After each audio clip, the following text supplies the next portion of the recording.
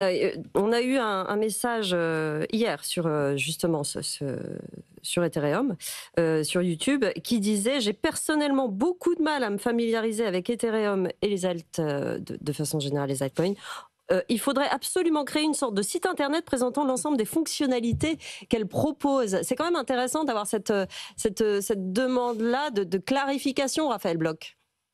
Oui, alors bon, là, je vais, de manière totalement, biaisée, évidemment, mettre en avant, The Big Well. Bon, pour le coup, ça existe, hein. Ce que je veux dire, c'est que, des plateformes qui font, correctement, ce travail, d'analyse, de recherche, et d'expliquer à quoi servent, ces blockchains, on le fait et il y en a d'autres qui le font en Asie, en Europe, aux États-Unis.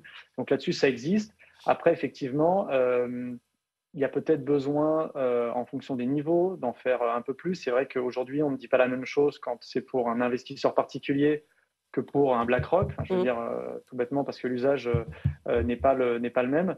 Après, juste pour rebondir sur le point effectivement, bien soulevé par Alexandre, c'est que, je pense aussi qu'on sort un peu de l'ambiguïté sur effectivement la notion de décentralisation. C'est-à-dire qu'évidemment qu'Ethereum est décentralisé, mais après c'est une question, j'allais peut-être dire, mais il y aurait débat, peut-être plus de degrés que de nature. Parce que je pense que si les choses quand même sont bien faites, Ethereum peut être décentralisé, il l'est déjà et encore plus.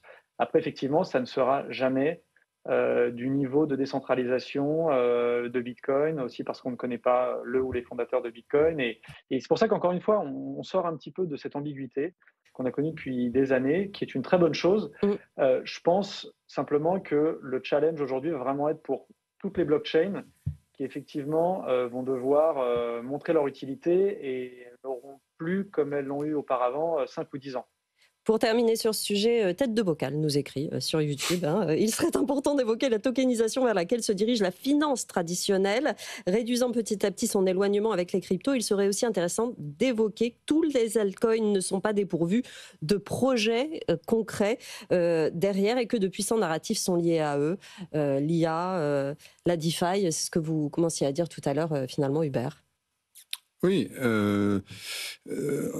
c'est comme vous rentrez dans un magasin de vêtements, vous n'allez pas, enfin voilà, il y a des tailles différentes, il y a des goûts différents, Ouais. il y a des besoins différents, et on a un peu l'impression, c'est moins le cas hein, pour ceux qui suivent ça de près, mais que finalement investir dans tel ou tel altcoin, pour eux c'est un peu pareil. Non. Donc tout ceci va vers la clarification et vers un monde. Si on veut faire du monde des cryptos un monde d'investissement, il faut raisonner comme de l'investissement.